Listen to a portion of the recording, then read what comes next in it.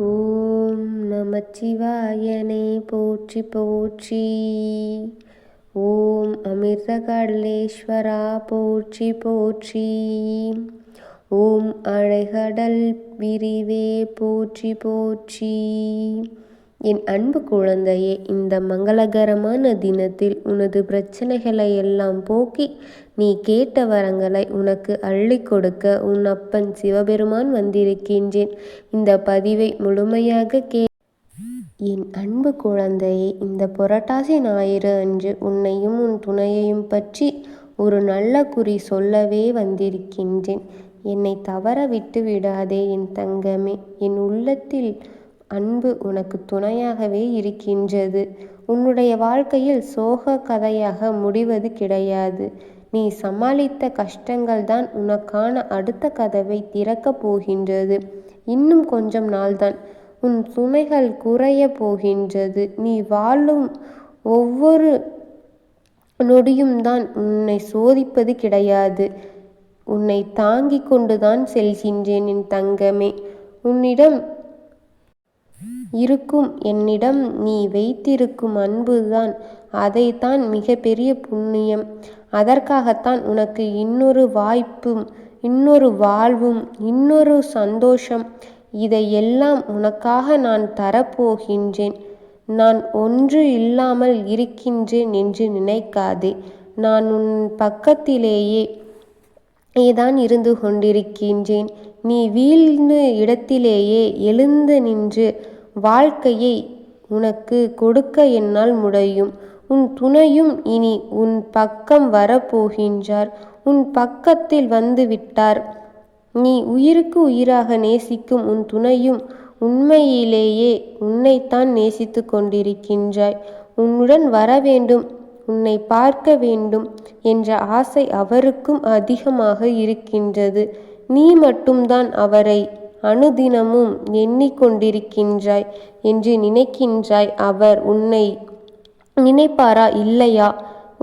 என்னுடைய ஞாபகங்கள் அவருக்கு இருக்கின்றதா இல்லையா, இல்லை இல்லாமல் போய்விட்டதா என்று சந்தேகம் உனக்கு எப்பொழுதுமே இருக்கின்றது. ஆனால் நிச்சயமாக இனி நீ நினைப்பது போன்றே கிடையாது என் தங்கமே. உன் துணையும் உன்னை மனதார நேசித்து கொண்டிருக்கின்றாய். உனக்கு எப்படி அவருடைய ஞாபகங்களும் பிரிந்து இருக்கிறோம் என்ற வலியும் இருக்கின்றதோ அதுபோலத்தான் அவருக்கும் மனதில் வலிகளை சுமந்து கொண்டுதான் இருக்கின்றாய். நீ அவரை விலகி இருக்க முடியாமல் தவிப்பதை விட அவர் இல்லாமல் இருக்க முடியவில்லையே என்று தவித்து கொண்டிருக்கின்றார். அது உனக்கு புரியவில்லையோ தவிர அவர் உன்னை உயிருக்கு மேலாக நேசிக்கின்றார் என் தங்கமே. அவருக்கு ஏதோ கோபத்தில் வந்த வேகத்தில் தான் இதெல்லாம் நடந்து விட்டதோ தவிர உன் மீது பாசம் இல்லை என்று அர்த்தம் கிடையாது என் தங்கமே. நீ அவரை நேசிப்பதை விட அவர் உன்னை நேசிக்கின்றார் என் தங்கமே. நீயே யோசித்துப் பார். அவருடன் இருந்த நாட்களில் உன்னை அவர் எப்படியெல்லாம் கண்ணும் கருத்துமாக பார்த்து கொண்டார் என்று. வாழ்க்கையில் என்றால் சிறு சிறு சண்டைகள் வரத்தான் செய்யும். ஆனால் சண்டையே எதற்கான முடிவாக ஆகிவிடாது என் தங்க குழந்தையே.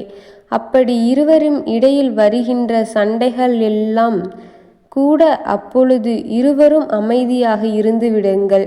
பின்பு கோபம் எல்லாம் தணிந்தவுடன் இருவரும் இடையில் இருக்கின்ற குறைகளை எல்லாம் நிதானமாக பேசி முடித்து கொள்ளுங்கள். அதுவே உங்களுக்கு வாழ்க்கையை நல்ல வழியில் எடுத்து செல்லும் முடிவாகும். இருவரின் இடையில் சண்டை வருவதெல்லாம் சகஜம்தான் என் தங்கமே.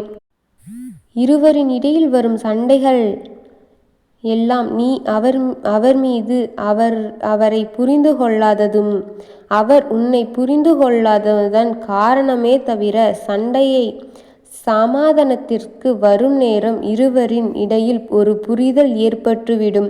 அதுதான் உன் அப்பன் கூறுகின்றேன். வாழ்க்கையில் சண்டை வரும். ஆனால் சண்டையே முடிவா என்று புரிந்து நடந்து கொள் என் தங்கமே. இதை புரிந்து கொள்ள முயற்சி செய் என் தங்கமே. இடையில் நெருக்கி கொண்டு இருக்கின்றாய். நீ இல்லாமல் அவரும் வாழ முடியாது என் தங்கமே. அதை அவரே உணர்ந்து விட்டார்.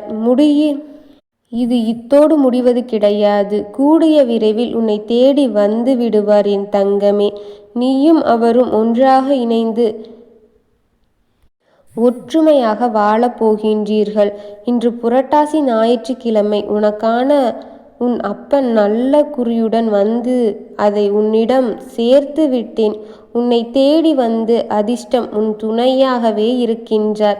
அவரை நீயும் நீண்ட காலம் 16 செல்வங்களை பெற்று பெருவாழ்வு வாழ போகும் காலம் வந்துவிட்டது. நிச்சயமாக உன் அப்பன் சொன்னதை மனதில் வைத்து கொண்டாயானால் உனக்கு வரும் வாழ்க்கையில் சந்தோஷம் நிலைத்து இருக்கும் என் தங்கமே.